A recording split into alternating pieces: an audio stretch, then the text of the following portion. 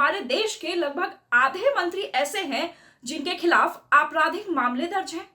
जी हाँ, वो लोग जो कानून बनाते हैं, उन्हीं पर कानून तोड़ने के आरोप हैं। नमस्कार दोस्तों, स्वागत है आपका हमारे चैनल नवचेतना टाइम्स पर। हम आज बात करने जा रहे हैं उस सच्चाई की जो हर चुनाव के बाद फिर से सामने आती है। भारत में राजनीति का अपराधीकरण। हाल ही में एसोसिएशन फॉर डेमोक्रेटिक रिफॉर्म्स यानी एडीआर की रिपोर्ट आई है और इसमें जो आंकड़े सामने आए हैं वो बेहद चौंकाने वाले हैं। भारत में 47% मंत्री, जी हाँ, लगभग आधे ने अपने ऊपर आपराधिक मामले होने की बात खुद ही कबूल की है। इनमें से 27% मामले गंभीर अपराधों से भी जुड़े हैं, जैसे हत्या, बलात्कार, अपहरण या भ्रष्टाचार। मतलब बिल्कुल साफ है, सत्ता के गलियारों में अब जनता के सेवक नहीं बल्कि मुकदमों में घिरे नेता बैठे हैं। आप सोच रहे होंगे आखिर ये अपराधी राजनीति में आते कैसे हैं? दरअसल यहाँ खेल है गठजोड़ का। राजनेता और अपराधी दोनों को एक दूसरे से बेहद फायदा है।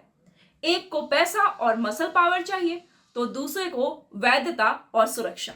यहीं से शुरू होता है राजनीति का काला गठबंधन। 1993 की वोहरा कमेटी रिपोर्ट ने इस गठजोड़ को उजागर किया था। कहा गया कि राजनीति, अपराध और नौकरशाही के बीच एक खतरनाक जाल बुना गया है। एडीआर के 2024 के डेटा के अनुसार जिन उम्मीदवारों पर आपराधिक मामले हैं उनकी जीतने की संभावना 15.3% है, लेकिन जिन पर कोई केस नहीं उनके जीतने की संभावना 4.4% ही। इसका मतलब साफ है, आपराधिक योग्यता अब चुनाव के लिए जरूरी है। जनता भावना में आकर वोट देती है और पार्टियां ताकत देखकर टिकट। न्याय व्यवस्था की धीमी रफ्तार ने भी इस समस्या को और बढ़ाया है। 2009 से अब तक आपराधिक पृष्ठभूमि वाले सांसदों की संख्या में 55% तक की वृद्धि दर्ज हुई है, क्योंकि जब मुकदमे सालों तक चलते हैं तो नेता संसद में बैठकर कानून बनाते हैं। भारत का समाज जाति, धर्म और भाषा के आधार पर बटा है। अपराधी नेता इन्हीं विभाजनों का जमकर फायदा उठाते हैं। वो खुद को अपने समाज का रक्षक बताकर वोट बैंक खड़ा कर लेते हैं और जनता भावना में बहकर उन्हें वोट दे देती है। अब सवाल ये उठता है कि क्या इस गंदगी से निकलने का कोई रास्ता है? कानून तो है, लोक प्रतिनिधित्व अधिनियम 1951, जिसकी धारा 8 कहती है कि जघन्य अपराधों में दोषी पाए जाने वाले व्यक्ति चुनाव नहीं लड़ सकते, लेकिन दोष सिद्ध होने तक ये नेता चुनाव जीत चुके होते हैं।